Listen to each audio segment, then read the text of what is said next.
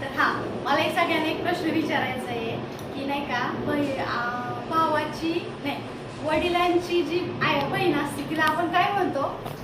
काय म्हणतो? पप्पाच्या बहिणीला काय म्हणतो? आत्या.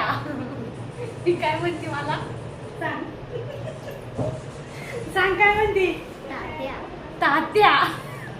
असं कोण कोणाला म्हणतं का? म्हणजे तुमच्यामध्ये आत्याच म्हणतात का दुसरे शब्द म्हणतात काय ते सांगा की ही मला तात्या म्हणते. आता त्याचं मला रिझन पण आहे तसं की ती खूप लहान होती ना तेव्हा तिला बोलता म्हणजे नाही का असं तोडकं मोडकं बोलत होती तिला बोलता थोडंफार यायचं किंवा येत बी नव्हतं.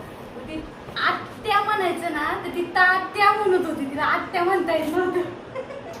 आहे ना बाबली? बोल ना.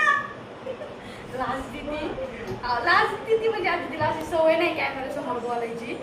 ती डान्स लय भारी करते बरं का. मी तुम्हाला एक व्हिडिओ पण बनवून दाखवेन तिचा आणि टाकून देऊन बघा.